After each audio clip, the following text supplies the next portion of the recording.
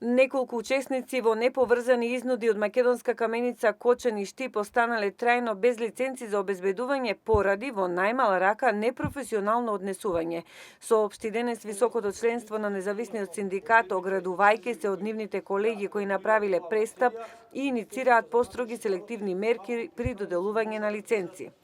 Со цел да се спречи изнудата преку приватни компании за обезбедување, независниот синдикат на Република Северна Македонија истапи со препорака до комисијата, односно до комората за издавање на лиценци за обезбедување. Маријан Ѓоргиевски, председателот на огранокот на оваа институција за ЕМНЕТ, изјави дека со писмена препорака се бара спроведување на поригорозни мерки.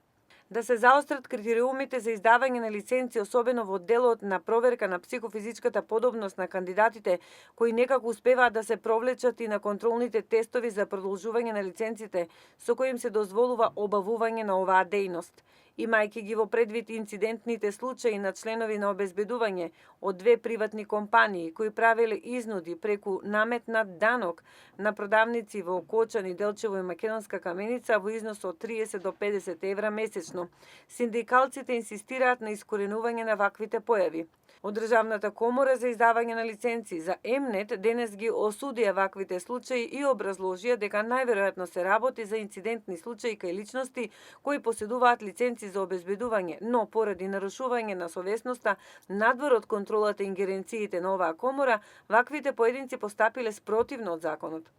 Независниот синдикат се бори за репрезентативност. Нашето еднодецениско постоење и 15.000 членство инсистира на доследно спроведување на законот, особено во сегментот безбедност на граѓаните, изјави за ЕМНЕТ Гоце Делчев, посочувајќи го Штип како дел од коридорот на поликриминалната активност во најголем дел, контролирана од етнички македонци. Брза постапка за одземање на лиценци за обезбедување на лица за кои постои најмал сомнеж дека се занимаваат или продолжуваат со илегални активности, како што се рекет, шверц на цигари и трговија со дрога, бара независниот синдикат на агенции за обезбедување. Според податоците со кои располага овој огранок, досега на вкупно 4 лица од Кочани, 1 од Македонска каменица и на 2 од Штип им била одземена лиценцата за обезбедување.